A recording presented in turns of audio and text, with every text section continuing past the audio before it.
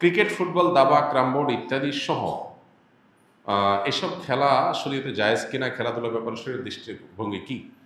দেখুন, যে সমস্ত খেলাধুলার মধ্যে শারীরিক কসরত আছে, শারীরিক ব্যায়াম আছে, সেগুলো যদি কোনো শরিয়ার বিধান লঙ্ঘন করা ছাড়া খেলা যায়, সেগুলোকে শরিয়ার দৃষ্টিকোণ থেকে জায়েজ বলেছেন ওলামায়ে কেরাম।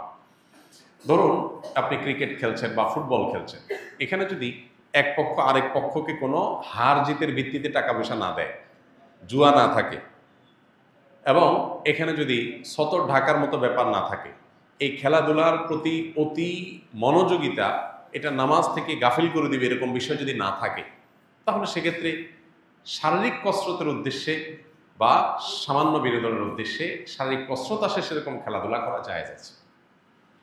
সেটা ব্যাডমিন্টন হতে পারে, ক্রিকেট হতে পারে, ফুটবল হতে পারে। ফুটবল খেলতে গিয়ে আপনি হাফ প্যান্ট পরছেন, সতর মুক্ত করছেন, তখন এটা নাজায়েজ হয়ে যাবে। আপনি খেলাধুলাতে এত বেশি জমে উঠছেন যে আপনি নিয়মিত জামাতে নামাজ পড়েন, কিন্তু খেলাধুলা মস্তে গিয়ে আপনি নামাজ জামাত পড়তে পারতেছেন না, তাহলে সেই এত বেশি মোহ তৈরি করে ফেলে এটা জায়েজ হবে না। নামই যার খেলা, নামই হলো খেলাধুলা, খেলাধুলা।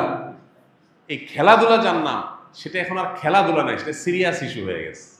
এটা এখন অনেকের জীবন জীবিকার ব্যাপার, এটা অনেক আয় ইনকামের ব্যাপার, এটা মানুষকে ভুলায় রাখার একটা মন্ত্র, একটা মাধ্যম।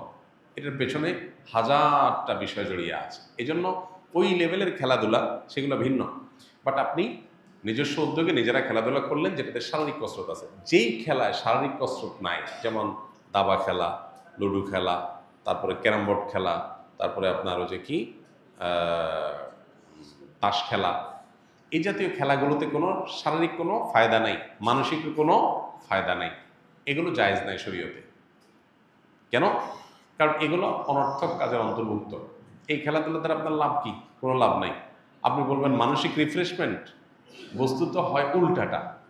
এগুলো খুব বেশি খেললে মানুষ আরো মানসিকভাবে বিষাদগ্রস্ত হয়, যে আসলে কি হয়েছে, কিছু তো হয়নি। আপনি দৌড়াদৌড়ি করেছেন, পরিশ্রম করেছেন, ঘাম ঝরছে, ব্যায়াম হয়েছে, এটা স্বাস্থ্যের জন্য ভালো হয়েছে, তো এগুলোতে ভালো কোনো দিক নাই।